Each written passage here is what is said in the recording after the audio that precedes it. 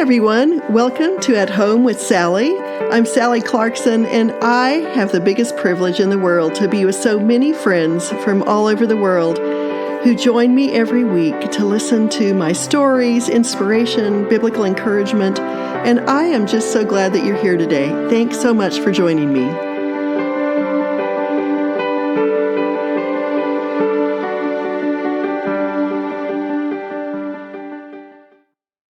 Hello, my friends. This is Sally Clarkson. Thank you so much for joining me here.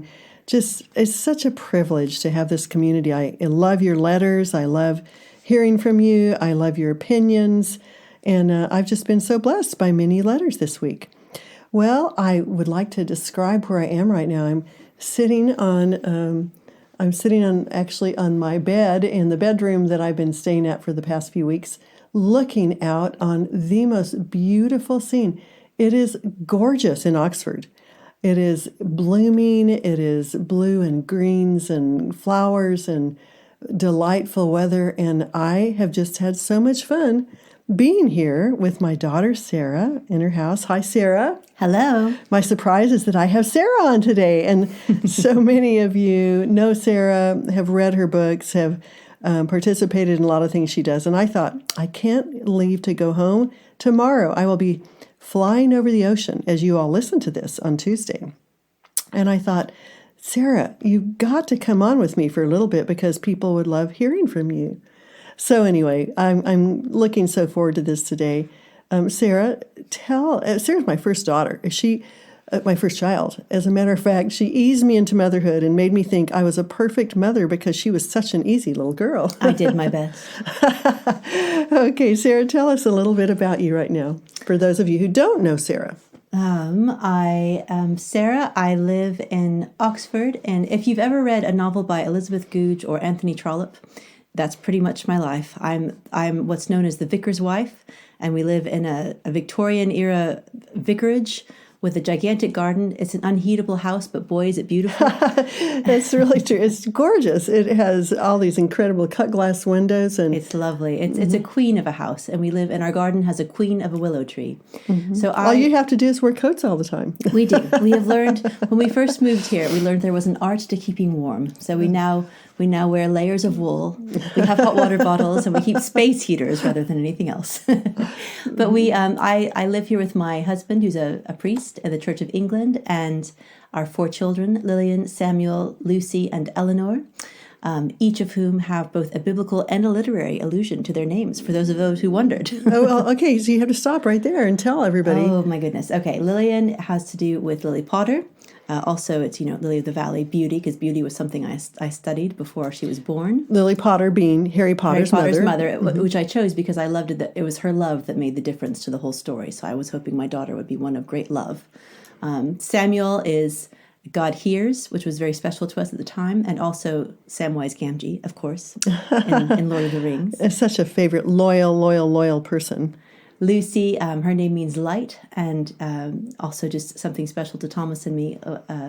We loved a lot of light verses at the time, and also she's Lucy Pevensey from the Narnia series. Oh, one of my favorites. And then Eleanor is a bit more, if you're a Lord of the Rings or a Tolkien fan, perhaps you will cotton on to it, but Eleanor, spelled Elanor, is the name of the flower that Sam Gamgee finds in Lothlorien, which is the undying lands where goodness and beauty are preserved. And it's the flower that grows there. And when he comes back from the great quest and from all the wars, he names his first daughter after that flower. He names her Eleanor. So Eleanor means... it also means God is my light, I believe. Now I'm going blank, but I'm pretty sure it means God is my light.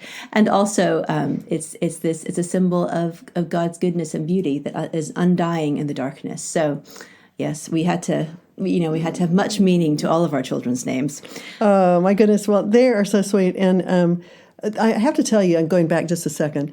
Sarah, this is Sarah's dream. For those of you who have read Anne of Green Gables and pictured the old Victorian houses and the beautiful community, this is it. you're walking into Anne of Green Gables land. It is a bit of a storybook. So we live here. We do life here. I write here. I'm finishing up another book, and yeah, that's what Sarah we are. loves books, does books, and then I'm going to tell you that her children that she just told you about are 6, 4, 2, and 4 months, 5 months almost. And if I had $1 for every time someone said, "You have your hands full," I could send all of them to college. Well, anyway, we're going to talk about some really fun things today before we go to have lasagna downstairs that a neighbor brought, which is really wonderful. It's very kind. I have actually had so much fun here because I haven't had to cook. We have these great salads. As all of you know, I love salads every night. But then we have all these different meals that people have brought. So it's been just a delight.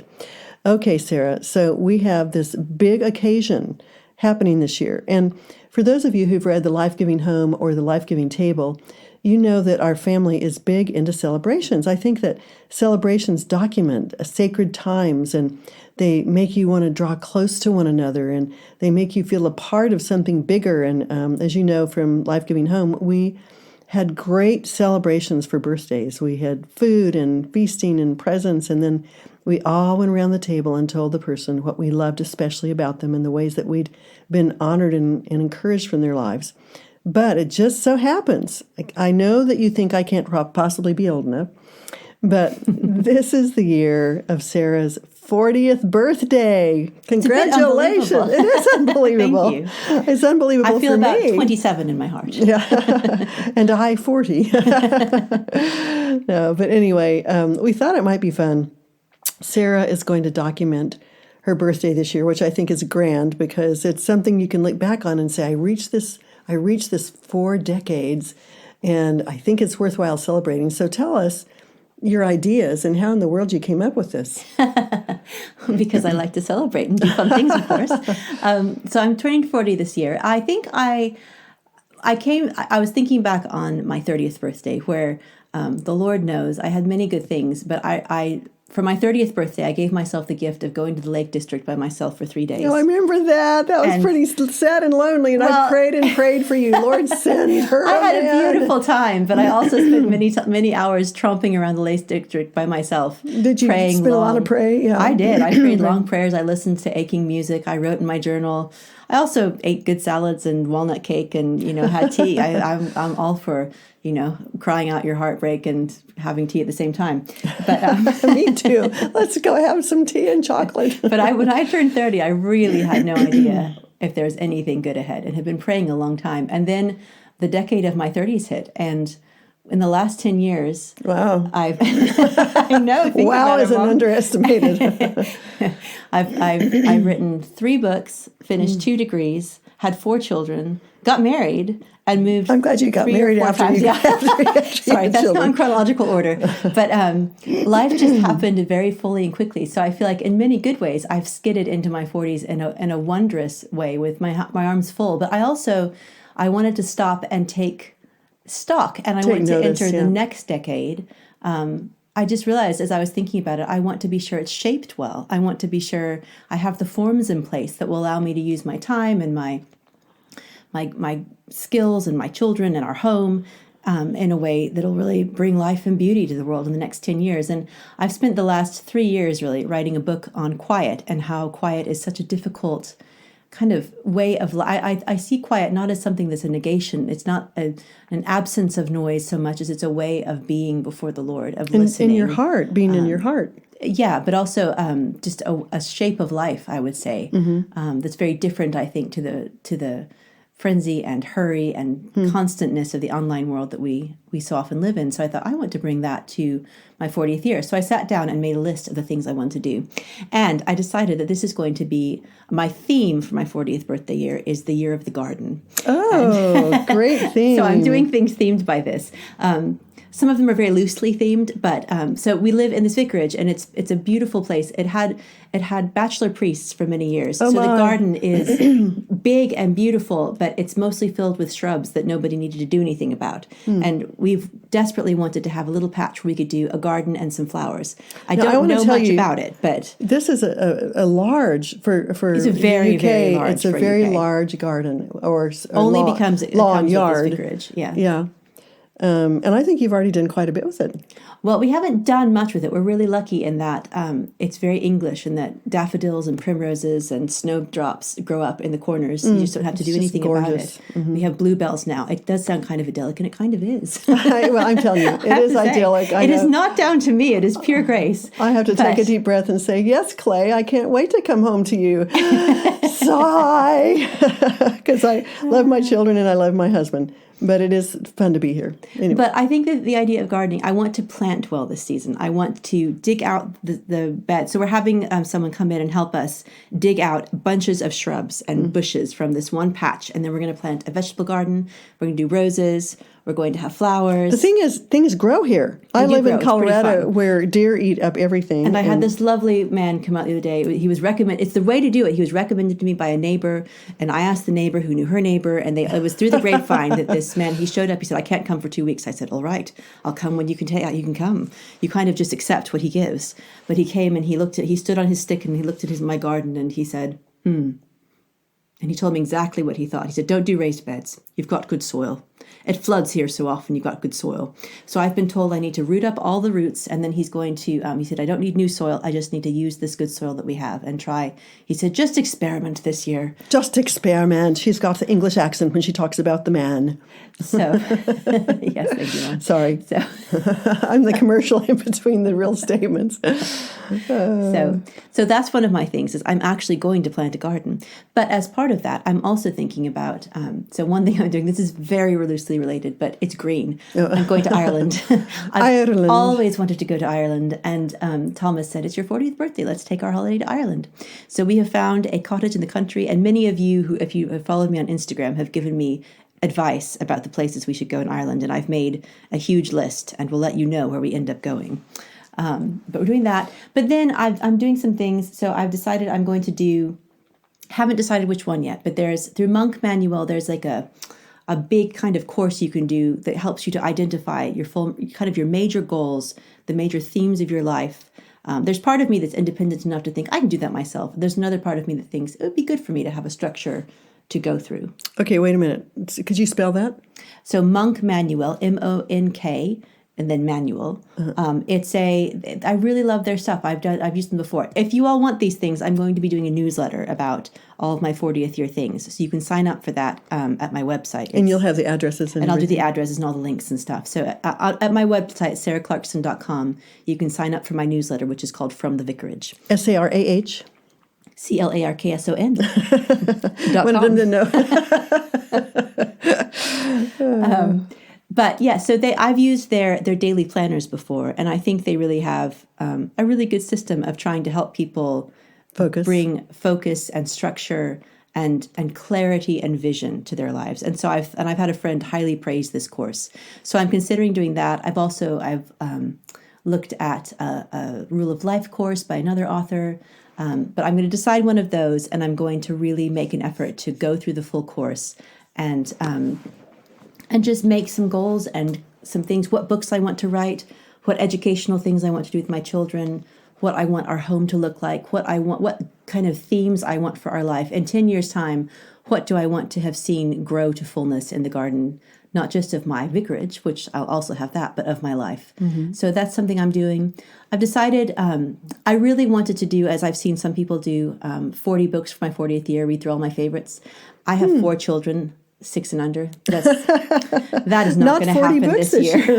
Well, you're trying to make me feel better, right? So I've decided I'll probably read some favorites. I'm deciding on that.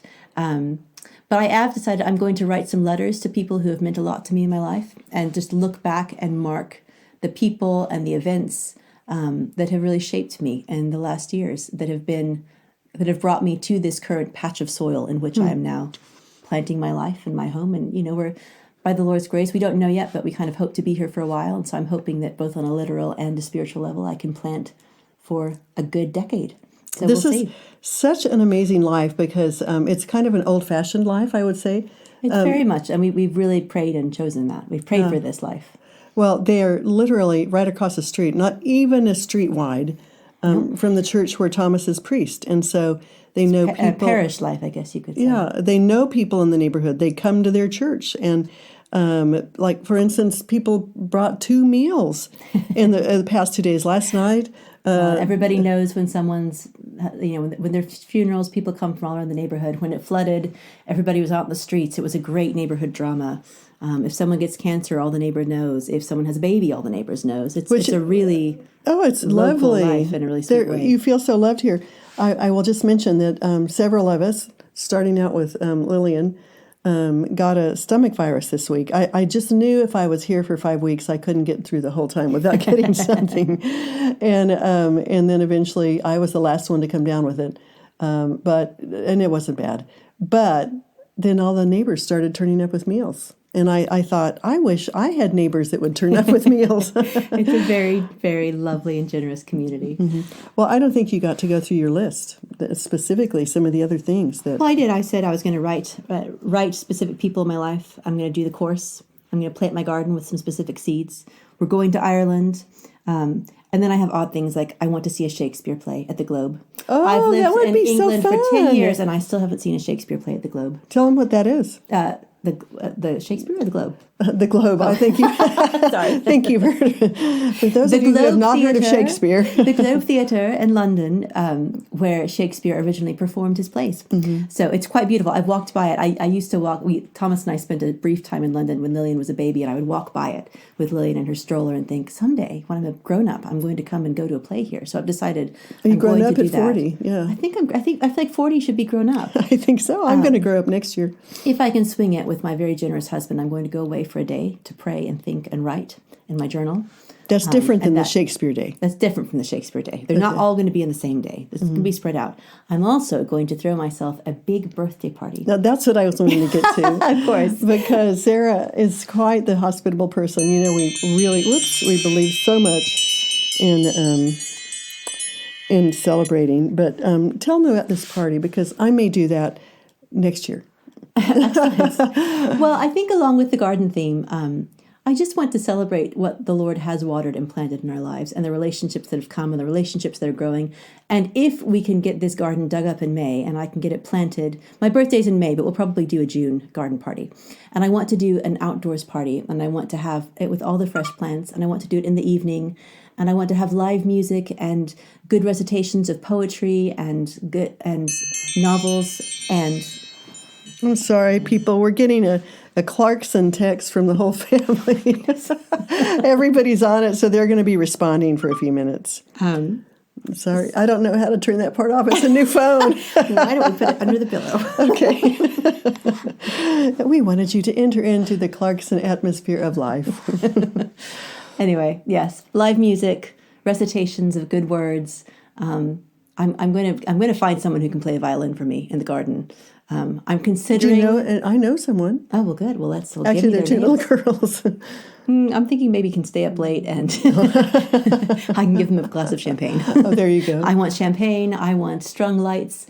I want new flowers growing, and I've just decided this is going to be my year of largesse. So if someone wants to give me a present, I will take it. If I can throw a party, I'm going to throw it. If I can take a trip, I'm going to take it. I'm going to celebrate this life. I'm really grateful having skidded into my 40th year out of this really intense and crazy decade. And I feel like the Lord, 2 + 2 has made so much more than 4. It's made a life that I could not have imagined or asked for. And I think I just want to celebrate and revel in his goodness. I know that hard times will come. Hard times are always ongoing. Mm-hmm. They are here anyway.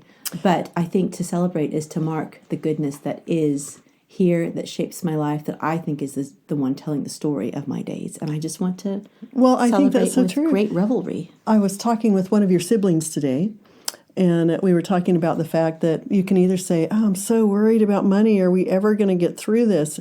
Which money is always an issue to most families for most of their lives. Yep. But then instead you could go, oh my goodness, look at the gorgeous flowers that are blooming. Oh, I've got a bed and a warm food to fill my tummy. I've got friends. I've got family. And if you look at it from the point of view of gratefulness, that's one of my words. We were talking about words today. Gratefulness, contentedness, and satisfaction. I'm going to be satisfied with what God has given me.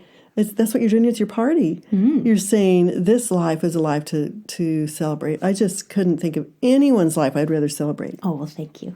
So, and we already celebrated because I'm not going to be here. We did some fun things. Yeah. We ate and drank and made merry in lovely ways. Yes, many times. Even today we did it. Well, let's do it one more time. We're not going to see each other again. But anyway, well, Sarah, because you are the lady of literature, and there are so many. Sarah was really, she made many things easy for me as a young mom, but she has read thousands of books and is a connoisseur of the best stories. And I know people are going to want to know, how can they find out about that? I know a lot of people already know about it, but tell us where people can find you and how they can find a place where you recommend all these wonderful things. Well, so years ago, I wrote a book called Book Girl, which was just basically my reveling in being a book girl and reading all the books I loved. And then about 3 years ago, I started a Patreon, an online kind of a membership or fellowship called the Book Girl Fellowship. Patreon, Patreon. Sarah Clarkson at Patreon. I'm pretty easy to find. And so for this fellowship, it's a membership you join, but basically we discuss two books. I do two live, if I can do live or recorded, kind of lectures or visits or talks a month. And usually one of the books is a book I've assigned to us as a group. So we've done recently The Great Divorce. We're doing Elizabeth Goudge's The Scent of Water. In the last few years, we've done things like Middlemarch. We've done Frederick Buechner. We've done Enchanted April. We've done Piranesi by Suzanne. I'm going completely blank. I will have to come back to her name. Piranesi. I've read it too, but I can't think of her last name either. Starts to say Cooper, but it's not Cooper. But it's been delightful. So I usually we're doing some mix of literature, theology. I often will do an episode on children's books we're reading. Sometimes I do it on devotional books, sometimes on poetry. But it begins a really good conversation. A lot of people jump in. And then every so often we have kind of reader parties where we have a certain number of them come on and tell about their favorite books and introduce themselves. And it's just become this lively and lovely literary fellowship of friends who are reading and discovering and discussing together. And it also keeps me reading. So I plan ahead the episodes so that I'm reading books that keep me intellectually and spiritually stimulated and that create just a great springboard for discussion, for growth. And I've been increasingly having some guests on, book girls who write, friends of mine who are publishing books, who are writers. When we discuss their works, discuss a book they're either writing or discussing. So we'll be doing upcoming. We'll be looking at Persuasion, Jane Austen's novel, and then we'll also have Haley Stewart on to talk about it because she's written a book about Jane Austen. So I have lots of great fun. The next one we're doing is The Scent of Water, and then I'm also doing a book on Leisure as the Basis of Culture by Joseph Pieper, which is a book I wanted to read for a long time. So we just kind of have this ongoing and fun discussion. So if you want to join me, you're welcome to. I would love to have you. We have great fun. So that's at Patreon, Sarah Clarkson. And then I often write about a book I'm reading just at my newsletter as well. In every newsletter that I send out, I always include a quote from a book I'm reading, a little bit of theology I'm thinking about, and an item of beauty I've found. So that's at my newsletter. It's so soul-filling. I just love it. I just love it. Sarah and I are such kindred spirits in so many different areas, and I think that you would see a real heart and soul of beauty in a way that would encourage you. And so thank you for being with us today. I've got It's a pleasure. a couple more things to say. Thank you for coming to England. It's a pleasure. But anyway, I'm going to finish up with a couple of things that I thought I would tell all of you. I will be at Wild and Free on April 19th. And I have a similar membership. It's not similar, I would say. It's a different kind of membership along the same lines. Like Sarah's is a soul filling for the woman, for the reader, for the person who wants some fellowship with somebody in the same phase of life. And then the reason I'm mentioning this is because I'm going to get my group together in Wild and Free. So if you are coming to Wild and Free and you are a member of Life with Sally, and Life with Sally is oriented to home education, to women's issues, to food, some recipes, and we have classical musicians and classical artists, and I have 30 to 50 books every single month on the Awakening Wonder units. And then I also give a biblical encouragement there. So we would also love you to join both or to join either, because they kind of go hand in hand with our personal desire. As you know, as Clarksons, we love to encourage, to inspire, to come alongside people who are in the same vein of philosophy that we are.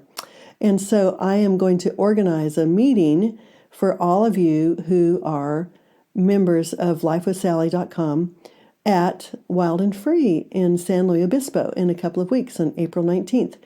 Also, for those of you who live in the Colorado Springs, Monument, Castle Rock corridor, I'm going to probably have a few functions this year. For anybody who's a part of my membership, I will try to organize some gatherings at my house or at my church so that we can continue to grow in our fellowship there. So stay tuned. I will be announcing that when I get home. First of all, I've got to get home. I've got to fly tomorrow over the ocean. If you happen to think about me, pray for me. My least favorite part of international is the trip. But Clay will be faithfully there waiting for me, and he will take me home to a house full of groceries. Thank the Lord. Thank the Lord for Clay, who also, by the way, had to shovel all the 28 inches of snow that we had last couple of weekends ago. But anyway, so much fun to talk with you today. So much beauty and goodness in my soul that I'm taking back with me. And I'm so excited that I will get to see a lot of you in the next few weeks. Also, I am speaking at a writers' conference at Glen Erie on May 1st and 2nd. Those few days, I don't know if it's 1st, 2nd, and 3rd or whatever. I will know by the time I get there. But you can go to Glen Erie to look for it. You can also look in my social media. I'll be having some stories in the writers' conference. It's really to feed the soul of those who want to become writers, and that will be in May. And then I wanted to be sure and tell you that I will be speaking this year. And the announcement just came out today, so I thought I would tell you about it. I will be speaking at, here we go, at the Wellness Collective event. THEWELLNESSCOLLECTIVENT.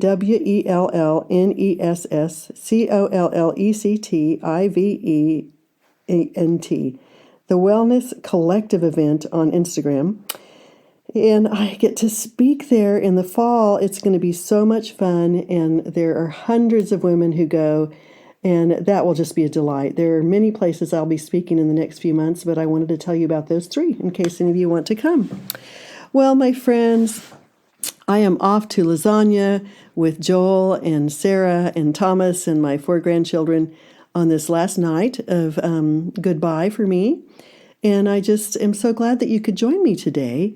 It's such a privilege to be able to share in this fellowship of like-minded people. And Sarah ran off to make a salad. So she says her goodbyes. And I just want to pray for you.